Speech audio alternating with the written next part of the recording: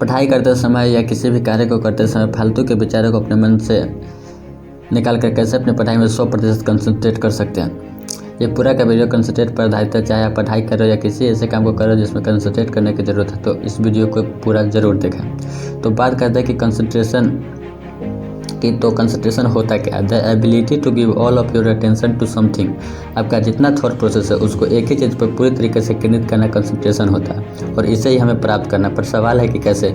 जब आप कंसंट्रेट करना चाहते हैं तो ये कंसंट्रेशन का दूसरा भाई जो कंसंट्रेशन का दुश्मन है उसको भी साथ साथ में समझना पड़ेगा, जिसका नाम है डिस्ट्रैक्शन। जब आप अपने सोचने की क्रिया में सारे डिस्ट्रैक्शन को निकाल दोगे तो उस दिन से आप अपने कार्य पर 100% कंसंट्रेट कर पाओगे। तो चलिए कंसंट्रेशन के समझने के लिए इसे 2 हिस्सों में बांटते हैं। अपने विचारों से सभी डिस्ट्रैक्शन को दूर करना, और जब डिस्ट्रैक्शन आए तो कंसंट्रेशन पर कैसे ध्यान देना चाहिए। तो पहले भगाते हैं डिस्ट्रैक्शन को।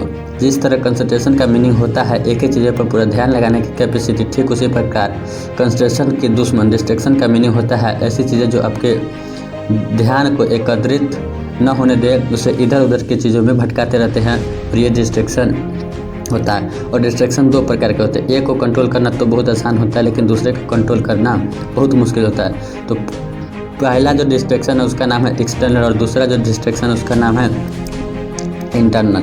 तो पहले हम समझते हैं कि एक्सटर्नल डिस्ट्रैक्शन क्या क्या होता है। जैसे मान लीजिए कि आप किसी रूम में बैठकर पढ़ाई कर रहे हो, वहीं बगल वाले रूम में टीवी चल रहा है और उससे आपको डिस्ट्रैक्शन है, तो आप उठ कर जाओगे और उसे बंद कर दोगे। या फिर आपके मोबाइल में बार बार नोटिफिकेशन आ रहा है और उससे आपको डिस्ट्रैक्शन हो रहा है, तो आप क्या कर सकते हो कि नोटिफिकेशन को बंद कर सकते हो। इससे आपका पहला जो एक्सटर्नल प्रॉब्लम है वो सॉल्व हो जाएगा। और अब आते हैं इंटरनल डिस्ट्रैक्शन पर। उसने मुझे धोखा दे दिया, उससे मेरी लड़ाई हो गई, या उससे मुझे बात करने का मन करता है, या आपको किसी ने डरा दिया, मुझे एग्ज़ाम देने जाने में डर लगता है। आप सपने पे सपने देखे जा रहे हो, फिर आप सोच रहे हो कि मैंने समय बर्बाद कर दिया।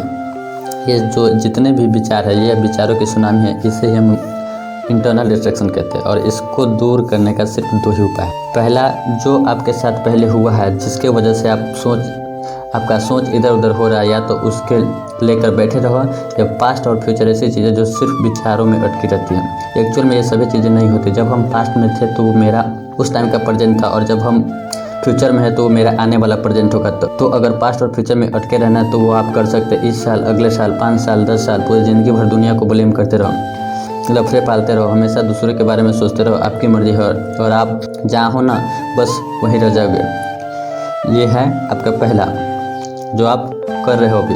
और सेकेंड ऑप्शन है आपके पास जिसमें इसका सोल्यूशन है, तो सुनना इसको। आपके लाइफ में जो भी जिस तरह के भी डिस्ट्रैक्शन है, चाहे इमोशनल डिस्ट्रैक्शन हो, मेंटल डिस्ट्रैक्शन हो, चाहे किसी भी प्रकार के डिस्ट्रैक्शन हो, वो सभी आपकी सोच में कैसे आए, ये सब आपके पास्ट का एक हिस्सा था। तो अपने पास्ट को भूलो और फ्यूचर के बारे में ज़्यादा सोचने से बेहतर अपने प्रेजेंट में जो हो रहा है उसे पूरी शिद्दत और पूरी मेहनत से पूरा करो। यही आपका डिस्ट्रैक्शन को दूर करने का उपाय है।